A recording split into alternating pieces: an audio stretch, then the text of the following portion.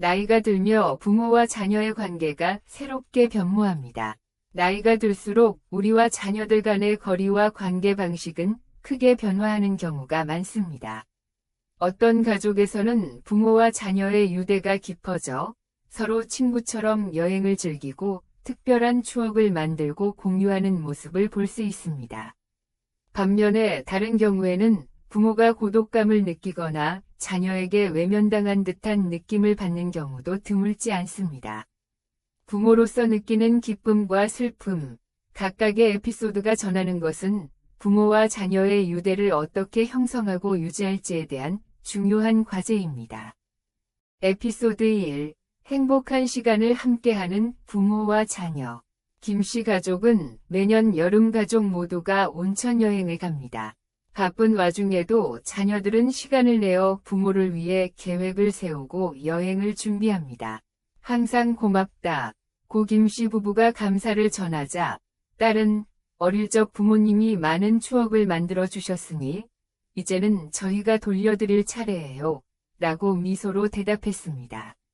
김씨 부부는 자신들의 사랑이 이렇게 되돌아오고 있음을 실감합니다. 에피소드 2. 외면당했다고 느끼는 고독한 부모. 한편 박 씨는 70세의 독거노인입니다. 자녀들은 각자 가정을 꾸리고 소원해졌습니다. 어느 날 건강이 나빠져 연락을 시도했지만 답이 없었습니다. 이렇게 힘들게 키웠는데 왜 연락조차 하지 않는 걸까? 라며 쓸쓸함을 느낍니다. 박 씨의 부모로서의 마음은 보답받지 못한 채 외로움에 빠져버렸습니다.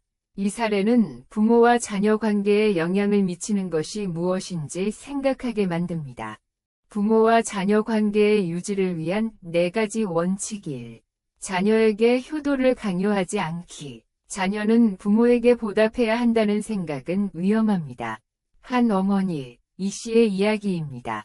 그녀는 아들을 명문대에 보내기 위해 밤낮 없이 일했습니다. 그러나 아들이 결혼 후 집을 떠나자 그녀는 더 효도하라 며 여러 차례 전화를 하기 시작했습니다. 아들은 저도 가정이 있는데 어머니 말씀에 지쳐요 라며 마음을 닫아버렸습니다. 이 씨의 사례는 부모와 자녀 관계를 거래처럼 여기는 위험성을 보여줍니다. 2. 자녀를 차별하지 않기. 공평한 사랑이 부모와 자녀 관계를 성장시킵니다. 정씨 가족에서는 장남에게만 학비와 결혼 자금을 지원했고 차남은 거의 도움을 받지 못했습니다. 결국 차남은 부모와의 관계가 소원해졌고 장남도 과도한 기대에 부담을 느껴 부모와 거리를 두게 되었습니다. 차별은 부모와 자녀 관계에 깊은 상처를 남깁니다. 부모는 모든 자녀에게 공평한 사랑을 베푸는데 주의를 기울여야 합니다. 3. 감정을 자녀에게 쏟아내지 않기. 자녀를 감정 쓰레기통으로 만들어서는 안 됩니다.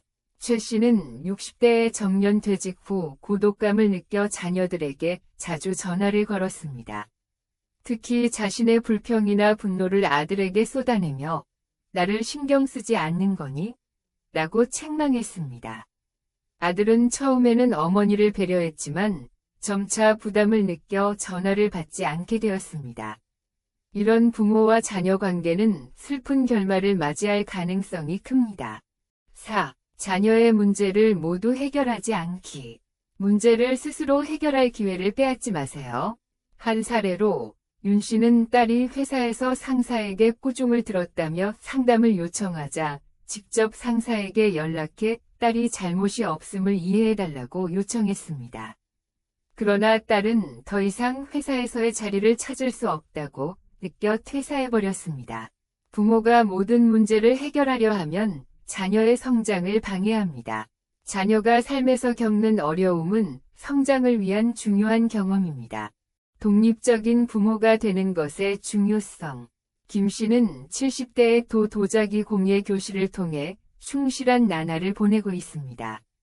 자녀들이 가정을 꾸린 후에도 무슨 일이 있으면 상의해 라는 태도를 유지하며 자신의 삶도 즐기고 있습니다. 그녀의 아들은 어머니가 즐겁게 지내시는 걸 보면 저도 안심하고 노력할 수 있어요 라고 말합니다. 부모가 독립된 삶을 사는 것이 자녀와의 좋은 관계를 이어가는 비결입니다. 시청해주셔서 감사합니다. 이 공유가 여러분에게 도움이 되기를 바랍니다.